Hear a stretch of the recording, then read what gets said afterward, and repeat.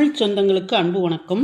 இந்தியாவின் புகழ்பெற்ற கல்வியாளர், எழுத்தாளர் மற்றும் சிந்தனையாளரான புரொஃபசர் கிருஷ்ணகுமார் அவர்கள் தேசிய கல்வி ஆராய்ச்சி மற்றும் பயிற்சி நிறுவனம் national council for educational and research training இயக்குனராக 2004 முதல் 2010 வரை பதவி வகித்தவர். இவர் தலைமையில்தான் தேசிய பாடத்திட்ட கட்டமைப்பு NCF 2005 உருவாக்கப்பட்டது. அப்படிப்பட்ட அந்த பேராசிரியர் கிருஷ்ணகுமார், எதிர்காலத்தில் பள்ளிகள் இருக்கும், ஆனால் ஆசிரியர்கள் இருக்க மாட்டார்கள் என்ற ஒரு கடுமையான எச்சரிக்கையை விடுக்கிறார். இந்த எச்சரிக்கைக்கான பின் காரணங்கள் என்ன என்பதனை பற்றி விவாதிக்க உங்களை அன்புடன் அழைக்கிறது மௌனத்தின் சப்தங்கள். தற்காலத்தில் ஆசிரியர்களின் பணிச்சுமை என்பது கற்பித்தலை தாண்டி பாடத்திட்ட தயாரிப்பு, தேர்வு மதிப்பீடு, நிர்வாகப் பணிகள் மற்றும் மாணவர்கள் நலன் சார்ந்த கூடுதல் பொறுப்புகளை உள்ளடக்கியதாகும். ஒரு வாரத்திற்கு சராசரியாக 53 மணி நேரம் வரை உழைக்கக்கூடிய ஆசிரியர்கள் நேரடி கற்பித்தல், தொழில்நுட்ப கற்றல் மற்றும் மனநல அழுத்தம் போன்ற சவால்களை சந்தித்து வருகின்றார்கள். இவற்றில் 25% பணிகள் ஊதியம் பெறாத வேலைகளாக உள்ளன என்பது குறிப்பிடத்தக்கது. இந்த புதிய கட்டமைப்பு மனப்பாட கல்வி முறையில் இருந்து மாறி கற்றலை சுமையாக்காத அணுகுமுறையை லேர்னிங் வித்தவுட் பேர்டன் என்பதனை வலியுறுத்தியது. இந்த கிருஷ்ணகுமார் அவர்கள் அண்மையில் எழுதிய கட்டுரையின் மையக்கருத்து என்னவென்றால், கல்வியில் அதிகரித்து வரும் தொழில்நுட்பம் மற்றும் சந்தைமயமாக்கல், டெக்னாலஜிக்கல் அண்ட் மார்க்கெட் ஃபோர்ஸஸ் என்பதன் காரணமாக ஆசிரியரின் மதிப்பு படிப்படியாக குறைந்து கொண்டே வருகிறது என்பதுதான். ஆசிரியர்கள் உடல் ரீதியாக வகுப்பறையில் இருந்தாலும் உளவியல் ரீதியாகவும் அறிவார்ந்த ரீதியாகவும் கல்வியின் மையத்திலிருந்து விலகிக்கொண்டே செல்வதாக இவர் குறிப்பிடுகிறார்.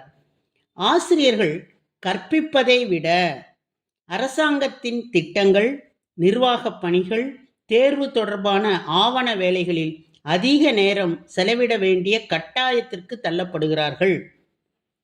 இதனால் கற்பிப்பதற்கான நேரம் மற்றும் ஆற்றல் மிக அதிக அளவில் குறைகிறது. பாடத்திட்டங்கள் மிகவும் அடர்த்தியாகவும் நெகிழ்வு அற்றதாகவும் இருக்கின்றன. குறிப்பிட்ட காலக்கெடுவுக்குள் அதனை போதித்து முடிக்க வேண்டிய கட்டாயத்தில் அவர்கள் இருப்பதனால் ஆசிரியர்களால் மாணவர்களின் சந்தேகங்களை தீர்க்கவோ பாடத்தை ஆழமாக புரிந்து கொள்ள உதவுவதோ முடிவதில்லை. தொலைக்காட்சி, இணையம், கணினிகள் மற்றும் ஸ்மார்ட் கருவிகள் ஆகியவை ஆசிரியரின் பாரம்பரியமான தகவலாளி என்ற பங்கை, அதாவது சோர்ஸ் ஆஃப் இன்ஃபர்மேஷனை ஏற்க தொடங்கியுள்ளன. இதனால் மாணவர்கள் தகவல்களுக்காக ஆசிரியரை சார்ந்திருப்பது அதிக அளவில் குறைந்துவிட்டது. பள்ளிகள் வெறும் கட்டிடங்களாகவும் தேர்வு மையங்களாகவும் மட்டுமே எதிர்காலத்தில் மாறிவிடும் என்ற அச்சம் அனைவரிடமும் உள்ளது. பள்ளி என்ற சமூக அமைப்பு நீடித்தாலும் அதன் உயிர்நாடியான மனித தொடர்பு, ஹியூமன் கனெக்ஷன் மற்றும் அன்பான வழிகாட்டுதல் காலப்போக்கில் காணாமல் போய்விடுமோ என்ற அச்சம் கல்வியாளர்களிடையே நிலவி வருகிறது. ஆசிரியர்கள் வெறும் தொழில்நுட்ப வசதியாளர்கள், டெக்னாலஜி ஃபெசிலிட்டேட்டர்ஸ் அல்லது தரவுகளை சேமிப்பவர்களாக, டேட்டா கலெக்டர்ஸாக மட்டுமே சுருங்கி விடுகிறார்கள். மாணவர்களுடன் ஆழமான உறவை வளர்த்து அவர்களின் சிந்தனைக்கு உந்துதல் கொடுக்கும் ஆசிரியராக அவர்களால் இருக்க முடிவதில்லை என்பதுதான் வெளிப்படையான உண்மை. தங்கள் பணியின் மீதான சமூக மதிப்பு குறைந்து விட்டதால் ஆசிரியர்கள் தங்கள் திறமைகளின் மீதுள்ள நம்பிக்கையை இழந்து விடுகிறார்கள். புதிய கற்றல் முறைகளில் முழுமையாக ஈடுபடாமல் பாரம்பரிய மற்றும் இயந்திரத்தனமான கற்பித்தலுக்கு அவர்கள் திரும்ப வேண்டிய கட்டாயத்தில் இருக்கிறார்கள். இந்த பல்வேறு காரணங்களால் மனப்பாடம் செய்து மதிப்பெண் பெறுவது மட்டுமே கல்வியின் குறிக்கோளாக மாறிக்கொண்டே வருகிறது. மாணவர்களின் படைப்பாற்றல், கிரியேட்டிவிட்டி, விமர்சன சிந்தனை, கிரிட்டிக்கல் திங்கிங் மற்றும் சமூக பொறுப்பு ஆகிய உயரிய திறன்கள் மேம்பட வாய்ப்புகள் கிடையவே கிடையாது என்பதுதான் நாம் வருத்தப்பட்டாலும் ஏற்றுக்கொள்ளப்பட வேண்டிய உண்மையாகும்.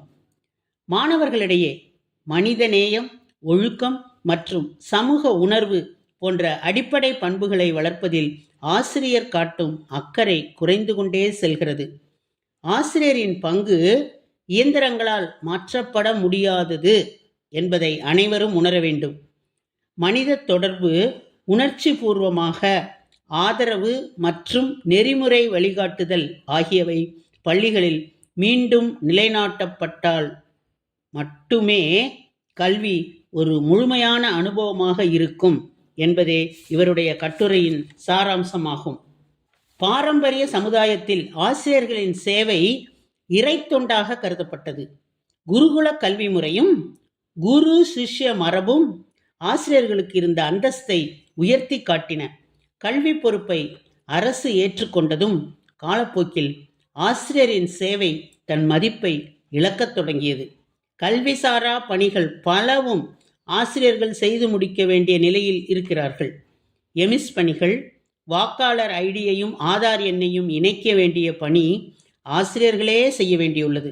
பல்வேறு சிறப்பு நாட்களை கொண்டாடச் சொல்லி மேலிடத்திலிருந்து கட்டளைகள் வந்த வண்ணம் இருக்கின்றன. போதாக்குறைக்கு ஏற்பாடு செய்யப்பட்ட நிகழ்ச்சிகளின் ஒளிப்படங்களை பதிவேற்றம் செய்யவும் பணிக்கப்படுகின்றனர்.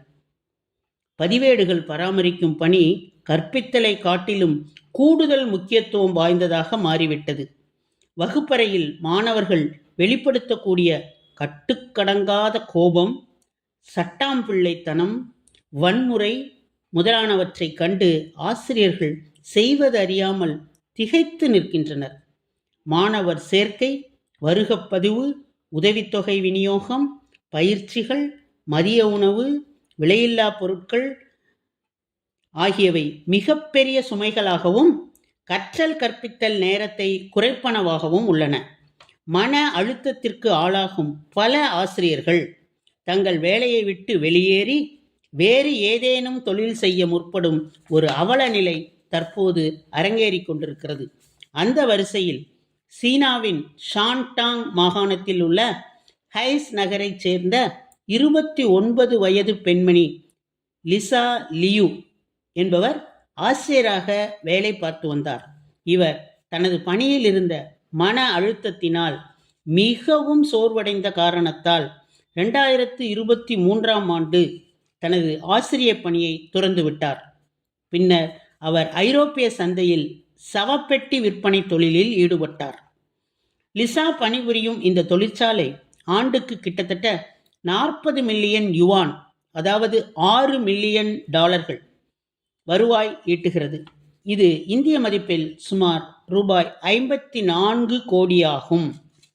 இது குறித்து பேசிய லியூ, ஒவ்வொரு நாளும் மக்கள் இறந்து கொண்டுதான் இருக்கிறார்கள்.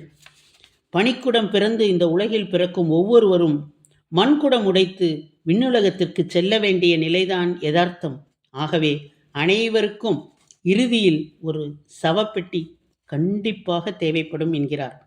ஐரோப்பிய ஒன்றிய கொள்கைகளில் ஏற்படும் மாற்றங்கள் மற்றும் அதிகரித்து வரும் கப்பல் செலவுகள் போன்ற சவால்கள் இவருக்கு இருந்தபோதிலும் சவப்பெட்டி தொழிலின் எதிர்காலம் குறித்து லியோ நம்பிக்கையுடன் இருக்கிறார். இவரது தொழிற்சாலை ஒவ்வொரு ஆண்டும் சுமார் 40,000 சவப்பெட்டிகளை ஐரோப்பாவிற்கு ஏற்றுமதி செய்கிறது. இது வெறும் தொழில் மட்டும் அல்ல, இது வாழ்வாதாரம் என்ற நோக்கில் இவர் துணிச்சலாக இப்பணியை மேற்கொண்டுள்ளார். இந்த வினோதமான தொழில் மாற்றம் குறித்து லிசா கூறுகையில், மற்ற தொழில்களில் லாப நஷ்டங்கள் சந்தை நிலவரத்தை பொறுத்து மாறுபடும். ஆனால் இந்த தொழிலில் நஷ்டம் என்ற பேச்சுக்கே இடமில்லை என குறிப்பிடுகிறார்.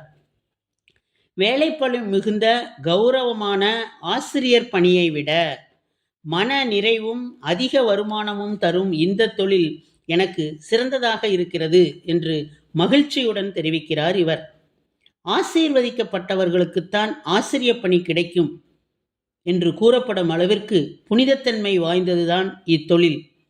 ஆசிரியர்கள் ஆச்சாரிய தேவோ பவ, அதாவது ஆசிரியர்களே கடவுள் என்றும், அதற்கும் மேலே ஒருபடி சென்று மாதா பிதா குரு தெய்வம் என்று கூறி தெய்வத்திற்கு கொடுப்பதை விட ஆசிரியருக்கு அதிக முக்கியத்துவம் கொடுக்கப்பட்ட காலங்கள் தற்போது மலையேறிவிட்டன.